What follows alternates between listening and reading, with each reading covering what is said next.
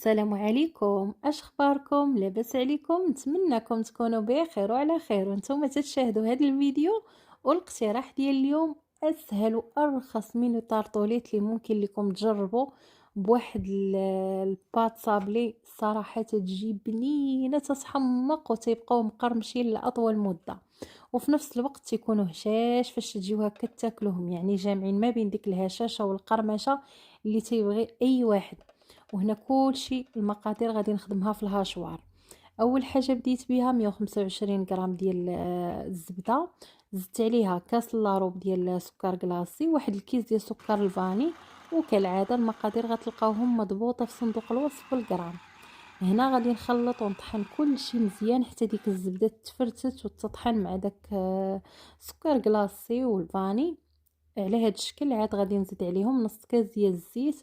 وهنا العبارات الا ما بغيتوش تعبروا بالغرام عبروا غير بالكاس كيف درت انا. زدت عليهم واحد المعلقه صغيره ديال نكهه الناطه، حبه وحده ديال البيض، حتى الا ما كانتش نكهه الناطه تقدروا ما تزيدوهاش، اما الا كانت غيكون حسن، راه تعطي واحد المذاق زوين بزاف ديال البسكوت هاد الكروستاطه.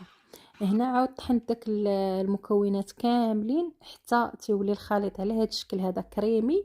صافي موراها هنا غادي نكمل غير بيدي. خويت داك الخليط في هذا البول، واول دفعه ديال الطحين درت كاس ديال الطحين الفورص مع معلقه صغيره ديال الخميره ديال الحلوى. وغادي نبدا هنا نجمع غير بالاطراف ديال الاصابع. هنا في هذه المرحله ما تدلكوش العجينه بالمره، غير لموها. وموراها زدت الكاس الثاني وغادي نلمها بنفس الطريقه كيف قلت لكم بلا ما ندلكو. داكشي علاش من الاحسن من الاول تستعملوا الهاشوار او لا اي طحانه عندكم، طحنوا بها دوك المقادير الاولين باش هكا تتغنيكم تخدموا العجينه بزاف بيديكم. زدت هنا 2 المعالق ديال النشا. بالنسبه للدور ديال النشا راه تينشف هاد العجينه، تيمتص دوك السوائل، خصوصا هكا فاش تجيو تبغيو تشكلوها راه ما تطلقش الزيت حتى ديك الزبده مع الحراره ديال اليد ما تتعاودش تخرج ليدام ديالها. بالنسبه للكاس الثالث فهنا غادي نحاول ندخلو دفعات غير شويه بشويه حتى تندخلو كله. تيبقى تاني الكاس الثالث على حساب الحجم ديال البيضه ديالكم قداش غتكون، وعلى حساب الكاس باش عبرتو. صافي هنا الكاس الثالث راه رجعت دخلته كله، يعني في المجموع 3 ديال الكيسان ديال الطحين ديال الفورص و2 المعالق ديال النشا بالنسبه للنواشف. هنا فاش تجمعات وتلمات خاصها تكون على هذا الشكل رطبه، ما خاصهاش تكون قاصحه بالمره. ودرتها في هذه البلاستيكه وغادي نديرها انا هنا في الفريغو غير 5 دقائق وغادي نعاود نخدم بها. درتها غير على ما جمعت دوك الماعن فاش شقيت واللي استعملت، المهم غير على ما حيدتهم غسلتهم عاد غادي ندوز هنا باش نخدمها. داكشي علاش درتها في الفريغ. ولا كان عندكم الوقت خليوها غير في الثلاجه 10 دقائق ربع ساعه، شحال ما بقات شحال ما تترتاح تعطي الطوع تجي ساهله وزوينه في الخدمه. هنا فاش دازت ديك 5 دقائق تقريبا عاودت جبدتها، وهنا غادي نبدا نسرح فيها بهذه الطريقه هذه. في هاد لي مول ديال لي كيش، اي مولات متوفرين تقدروا تستعملوهم، او لا الا ما بغيتوش ديروهم هكا فرديين ديروهم في مول اللي هو كبير. المهم في جميع الحالات هي العجينه ها هي عندكم الطريقه ديالها. هنا تنحاول ندير كميه وتنحاول هكا نسرحها بهذه الطريقه كيف تتشوفوا. تندير واحد الكويره وكيف شفتوا راه ما تنحاولش نكورها في يدي بحال شي لقمه. تنديرها نيشان في هذوك ليمول، وكيف شفتوا راه ما دهنتهم لا بزيت لا بزبده لا حتى شي حاجه، تنخليهم هكاك ناشفين. صافي وتندير فيهم ديك العجينه وتنحاول هكا نبقى نسرح فيها ونضغط فيها من الجناب بيديا، المهم حتى تتشد داك الحجم ديالها وتشد الفورم على داك القالب. وهنا شيط شويه ديال العجينه تيبقى غير على حساب التزيين. وبالنسبه للحشوه هنا انا غادي نستعمل شوكولاته الدهن او لا نوتيلا. تقدروا تستعملوا اللي بغيتو، راه تجي زوينه حتى بالكوفيتير ديال المشماش ديال الخوخ ديال الفريز.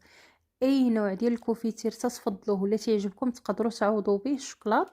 الا ما كان الشوكولات تقدروا ديروا غير كريم باتيسير، اي حاجه تتعجبكم الحشو تقدروا تحشيو بها هادو، يعني ماشي ضروري تكون واحد الحاجه اللي هي محدده. انا هنا فضلت ندير اسهل حاجه، صافي غير جبت القرعه ديال النوتيلا حليتها صافي ودزت نعمر نيشان بلا ما نبقى هنا نصدع في راسي ندير في شي كريمه.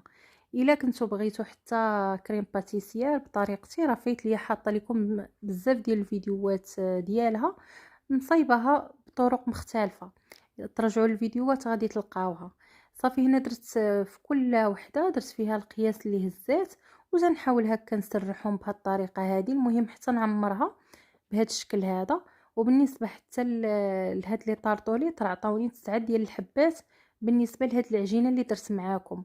وعاد راني شيطت منها هاد شويه اللي غتشوفوا، هو اللي تيبقى هكا باش غنصايب به داك التزيين. ناخذ شويه العجينه تنحاول هكا ناخذ منها واحد الطريف صافي، تنحربلو على هاد الشكل هذا وتنصايبهم على شكل خيوط. المهم تقريبا على شكل خيوط يكونوا رقاق بهذا الشكل هذا، حيت مازال غادي يطيبوا في الفران وغيضاعف الحجم ديالهم.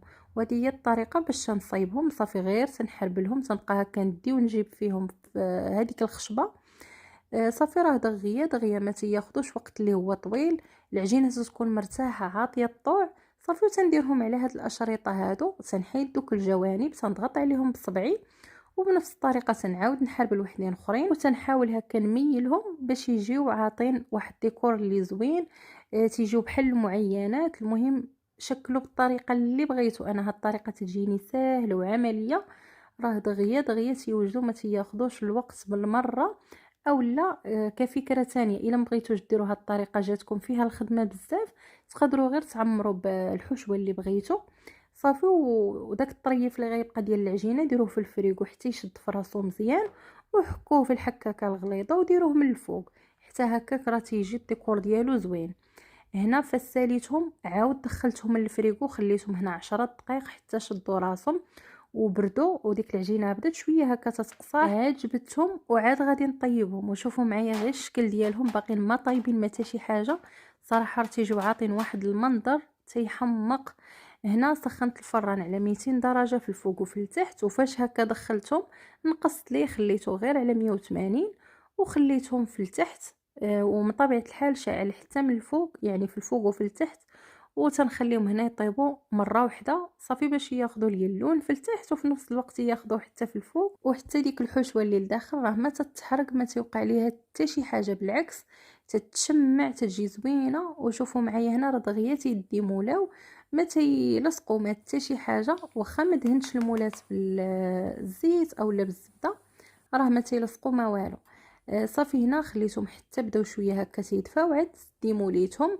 وشوفوا تبارك الله وصلت على النبي اللون راه تيكون كله موحد، كيف تشوفوا كيف الوجه كيف الجناب كيف الظهر كلشي بحال بحال نفس اللوين. تبارك الله تيجي هكا مذهب وزوين تيحمق. هنا خليتهم حتى بردوا تماما، عاد رشيت عليهم هنا شويه سكر كلاصي واحد الرشيشه اللي هي خفيفه باش هكا ما يزيدوش يوليو حلوين.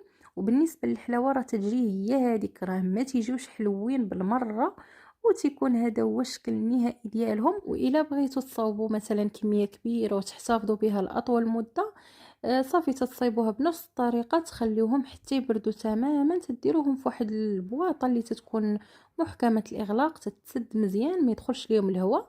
صافي تحتفظوا بهم، ما ديروهم لا في الثلاجه لا في والو. صافي راه تيبقاو مقرمشين طريين كيف ما يلا صايبتوهم اول مره. بعد هذا الفيديو عمركم غتفكروا تشريوهم مازال، دائما غتصايبوهم. كيف قلت لكم بدلوا غير الحشوه، انا دائما تنديرهم، ولكن طبيعه الحال كل مره تندير حشوه هكا مختلفه باش ننوع. وقلت اليوم نشارك معكم هذه الطريقه. الا جربتوهم بالصحه والراحه. وقبل ما تخرجوا، الا كنتوا اول مره تزوروا القناه، مرحبا بكم والف مرحبا بكم. ما تنساوش تشتركوا وتفعلوا زر الجرس باش دائما توصلوا بالجديد، ونتلاقاو في فيديو جديد ووصفه جديده باذن الله. السلام عليكم، خليت لكم الخير.